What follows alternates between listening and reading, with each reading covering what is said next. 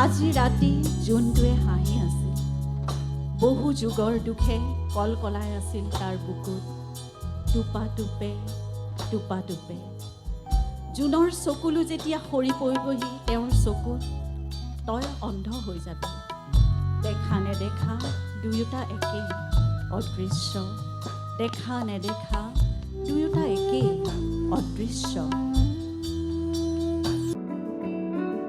মোৰ নাম ঋতুৰাজ বৰবৰা আচলতে মই সংগীতজ্ঞ নহয় যদিও এই ষ্টুডিঅ'টো বুবুৰ ষ্টুডিঅ' এইটো বহুত পুৰণা ষ্টুডিঅ' আৰু এই ষ্টুডিঅ'টোত আমি আগৰ পৰা অহা অভিজ্ঞতাটো আছে জুবিন যেতিয়া যোৰহাটলৈ আহে বা যোৰহাটত থকা সময়তো তেতিয়া আমি এইটো ষ্টুডিঅ'তে কামখিনি সি কৰিছিলে আৰু আমি সেই লগত জুবিনৰ লগত সেই সময়ত মানে প্ৰায় থাকোঁ বুলি ক'লেই ভুল কোৱা নহ'ব এটা দিন আছিলে মানে 94, 95, 96 এনেকুৱা মানে দিনবিলাকত সি প্ৰায় মোৰ লগতে থকা নিচিনা আছিলে মানে সেই সময়বিলাকত 94 মানৰ পৰাই কাৰণ যিহেতু তেতিয়া কাৰো গাড়ী নাছিলে মোৰ মানে সৌভাগ্য আছিলে মোৰ এখন গাড়ী আছিলে তেতিয়া আমি গ্ৰুপ হিচাপে মানে মোৰ গাড়ীখনতে আমি ইফাল সিফাল তেতিয়া ঘূৰি ফুৰা সুবিধাটোও আছিলে সেইকাৰণে কিবাকিবি কাম বনৰ ক্ষেত্ৰত আমাৰ এই বুবু ষ্টুডিঅ'ৰ প্ৰায় তাৰ লগতে আহোঁ আৰু মই কিন্তু একো বাদ্য নবজাওঁ বা এনেকুৱা ধৰণৰো নহয় কিন্তু প্ৰত্যেকটো কামতে মই থাকোঁ আৰু সেই সময়ত প্ৰথমেতো আছিলে সি প্ৰথমতে মোক দাদা বুলি মাতিছিলে মানে অনামিকা কেছেটটো ৰিলিজ হোৱাৰ ঠিক পিছত আৰু গান কিন্তু আমি বহুত আমাৰ ঘৰখনতেই গান শুনা এটা পৰিৱেশ আছিলে কাৰণ আমি গান শুনিছিলোঁ অনামিকা গানকেইটা ইমান ভাল লাগিল শুনি পেলাই তাৰ কেইদিনমানৰ পিছতে শিৱ মন্দিৰত আমাৰ ঘৰৰ ওচৰতে এবাৰ শিৱ মন্দিৰ আছে সেইমতে জুবিন মানে সৰু চাইকেল এখন লৈ সেই শিৱ মন্দিৰৰ সন্মুখতে গৈ ওলাইছিলেগৈ মোক কোনোবা এটা ক'লে এই যে গান যে গোৱা লোৱাটো নতুন লোৱাটো এইটো দূৰে মই গৈ তাক পিছফালৰ পৰা মই যিহেতু তাতকৈ বয়সত ডাঙৰ মই 4-5 বছৰমানৰ তাতকৈ মই বয়সত ডাঙৰ মই তাক পিঠিত ঢকিয়াই পেলাই ভাইটি বৰ ধুনীয়া গাইছ দেই তই এনেকৈ গান চান গাই থাকিব লাগিব দেই তাৰপিছতে ঠিক আছে দাদা তাৰপিছত অলপ দিনৰ পিছত এই আমাৰ ৰাজা বৰুৱা আমাৰ যোৰহাটৰ বাদ্যযন্ত্ৰী ৰাজা আকৌ গৈছিলে আমাৰ ঘৰলৈ কিবা কথাত তো ৰাজাৰ লগত আকৌ তাৰ ভাল বুলি মই অকণমানকৈ গম পালোঁ মই তেতিয়া ৰাজাক ক'লোঁ ৰাজা এই জুবিনক এদিন আমাৰ ঘৰত লৈ আহিবিচোন তাৰপিছতে বোলে ঠিক আছে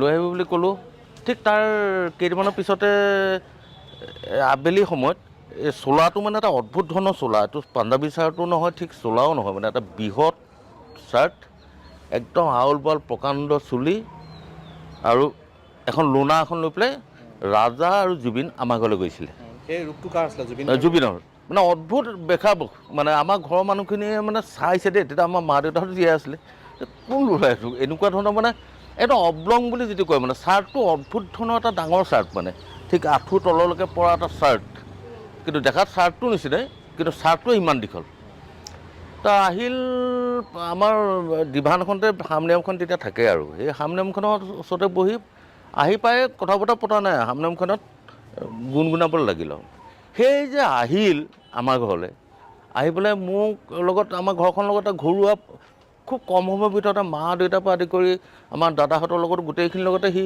এটা মিলি গ'লেই আৰু মানে 2 ঘণ্টামানৰ ভিতৰত তাৰ এদিন নে 2 দিনমানৰ পিছততো সি অকলে আহিল সেই আহিল যে আৰু আহিয়ে থাকিল মানে এনেকুৱা হ'ল তেতিয়া বঙালপুখুৰী ঘৰখনত সি নাযায় সি আমাৰ ঘৰত থাকে যেতিয়া হাতত সিটো কণ্টেক্ট লেন্স লগাইছিলে যেতিয়া ৰিনু বুলি আগতে এটা কণ্টেক্ট লেন্স ডুবাই ৰখাৰ এটা চলিউশ্যন এটা পায় সেইটো হাতত লৈ যেতিয়া সি আহিব আৰু সন্ধিয়া সময়ত নিঘাত সি মানে থকাকৈ আহিছে বেলেগ একো নাই কাপোৰ কানি হয় হাফ পেণ্ট পিন্ধি আহিব পাৰে সুদা ভৰিও আহে কেতিয়াবা মানে আহে আৰু জোনটোৱে কথা কয় কথা পাতে জোনটোৱেও মোৰে সতে উজাগৰি নিশাবোৰ উদাস বুকুখনে যেতিয়া হাহাকাৰ কৰি তোক মাতে জোনটোৱেও চকুলো তোকে ফুটা নুফুটাকৈ কয় দেখা নেদেখা দুয়োটা একেই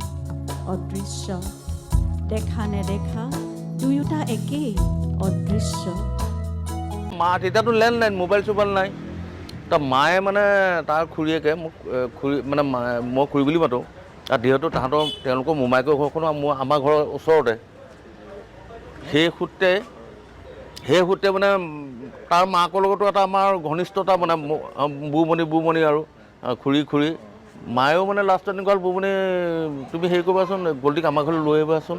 তাৰপিছতে এনেকুৱা এটা চৰিত্ৰ অধৰ মিঠৰ পৰশ জঠৰ দুচকু পাথৰ এয়াই চাগে তুমি মই সুখী আৰু তোমাৰ সুখতেইতো মোৰ সুখ। ময়ো সুখী জানা তুমি যে মোৰ কাষতে আছা। ময়ো সুখী ময়ো আজি সুখী। কথা কৈ কেতিয়াও কোনো মানুহে শেষ কৰিব নোৱাৰে। আৰু জুবিনক আচলতে যি পাইছে ওচৰৰ পৰা ষ্টেজত পোৱা জুবিন গাৰ্গ আৰু একেবাৰে ওচৰত বুকুত পোৱা জুবিনৰ মাজত কিন্তু আকাশ পাতাল পাৰ্থক্য আছে। সেইটো মই খুব উপলব্ধি কৰোঁ দেই, কাৰণ তাক বহুত দিন পালোঁ মানে বৰ ওচৰৰ পৰা পালোঁ।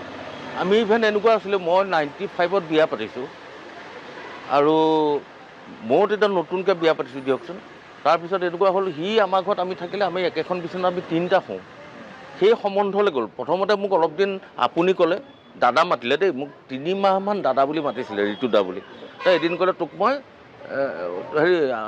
তোমাক মই ঋতু বুলি মাতিম। বোলো মাতিবি কি কথাটো আছে। তাই এদিন ক'লে না তোক মই তই বুলি মাতিম নাম কৰি পিনে। বোলো অতি ভাল কথা। সেই আইনাত সদায় দেখোঁ তোমাক অশ্ৰুৰে ধূসৰিত এক অবাক ৰূপ। মোৰ বিস্মৃত চেতনাত স্মৃতি হৈ বৈ আহে এক অনন্য অৰণ্য। মোৰ বিস্মৃত চেতনাত স্মৃতি হৈ বৈ আহে এক অনন্য অৰণ্য। মানে তাৰ লগত আচলতে স্মৃতিটো বহুত আছে, বহুত মানে কিছুমান জমনি স্মৃতি আছে।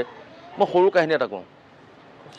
তেতিয়া তাৰ ফ'ৰ্ড আইকন গাড়ীখন দেই, চনটো কিমান হ'ব জানো, মানে ফ'ৰ্ড আইকন গাড়ীখন লৈ গুৱাহাটীৰ পৰা আহিলে। যোৰহাটত বঙালপুখুৰীত তাৰ এটা অনুষ্ঠান এটা আছিলে, অকলে আহি আমাৰ ঘৰত সোমাল। তেতিয়া পি এছ অকল এটা আছিলে। আহি মোক ক'লে তই বৈ মোৰ লগত, মই বঙালপুখুৰীত অনুষ্ঠান বা সম্বৰ্ধনা জাতীয় অনুষ্ঠান এটা আছিলে আৰু। তই আমি গৈ পেলাই এই দুৰ্গা পূজাৰ বতৰ আকৌ আমাৰ ঘৰলৈ গ'লোঁ। গৈ পেলাই পি এছটোক ক'লে তই এটা কাম কৰ, তই ইয়াতে থাক, আমি অলপ ওলাই যাওঁ গাড়ী লৈ পেলাই। জুবিনে মই ওলাই গ'লোঁ। ওলাই যাওঁতে অলপ আগতে আমাৰ পুলিবৰৰ পৰা অকণ আগতে শিৱ মন্দিৰ এপাক আছে, তাতে সেইদিনাখন দুৰ্গা পূজাৰ ভাওনা চলি আছিলে। তাৰমানে মই গাড়ী চলাই গৈছোঁ, সি কাষৰ চিটত এনেকৈ চালে। তেতিয়া কিন্তু অলৰেডি জুবিন গাৰ্গ বুলি একদম ফ'ৰ্ড আইকন ল'লেগৈ আৰু, মানে একদম হুলস্থুল আৰু, মানে জুবিন বুলি ক'লে মানুহ একদম পাগল হৈ যোৱাৰ দিন কিন্তু সেইদিন। তাৰপিছত কি হ'ল, মোক ক'লে ৰাখ মোক কি হৈছে ইয়াত? মই বোলো ভাওনা হৈছে, এই ভাওনা চাওঁ। মই বোলো মোক কোনো নালাগে চাব বৈ, নহয় ৰাস বুলি ক'লে একদম ৰাস বুলি ক'লে ৰাখিবই লাগিব। তাৰ বৰ জেদ টাইপৰ আছিলে, নহয় গাড়ী ষ্টেংডাল লৈ টানি দিব, এনেকুৱা কৰিব মানে। মই গাড়ী ৰাখিলোঁ, আহি পেলাই দুটা আহিলোঁ চুপচাপ খোজকাঢ়ি আহি পেলাই মানুহবোৰে ভাওনা চাই আছে। আমিও আহি মানুহৰ মাজত আহি ভাওনা চাবলৈ লাগিলোঁ। তো প্ৰথমতে এনেকৈ কাষত জুবিনৰ কাষত যিটো মানুহ থিয় হৈ আছিলে, সি প্ৰথমে এনেকৈ চাই পেলাই তলৰ পৰা ওপৰলৈ চালেতো জুবিন গাৰ্গ। তো লাহে বুবু বাবা হৈ পেলাই গোটেই ভাওনাখন মানে বৰবাদ হৈ গ'ল। ভাওনাখনৰ অসুৰ ৰজা মহাৰজা বায়েন চব আহি গ'ল। ভাওনা একদম তেল। তাৰ চবেই মানে ষ্টিল কেমেৰা এটা আনিছিলে, মানে তেওঁলোকৰ ভাওনা ফটো মাৰিবৰ কাৰণে। চবেই ফটো মাৰিব লাগিলে জুবিনৰ লগত, মানে দৈত্য প্ৰাৰ্থীয়ে মাৰিছে, দেৱতা প্ৰাৰ্থীয়ে মাৰিছে। মানে মই দিনটো এতিয়াও মানে ইমান তাক মনা কৰিছিলোঁ। তো ভাওনাখন তাৰপিছত আমি তাৰপৰা গুচি গ'লোঁ। তাৰপিছত আকৌ নতুনকৈ ভাওনাখন হ'ল নে নহ'ল আৰু, সেই মানে সেই যি গতিটো আগৰ গতিটো ঘূৰাই পাইছে নাই পোৱা, সেইটোতো সন্দেহ মানে আৰু। কিন্তু মই ঈশ্বৰ হ'ব নোৱাৰোঁ, মোৰ সময় নাই। মই সীমাবদ্ধ নিজৰ মাজত, জীৱনৰ দীনতাৰ মাজত, মোৰ কৰ্মৰ মাজত। মোক বেয়া নাপাবা, মই ঈশ্বৰ হ'ব নোৱাৰোঁ, মই ঈশ্বৰ হ'ব নোৱাৰোঁ। এই মায়া ধৰা দুদিন মাথো থাকিবা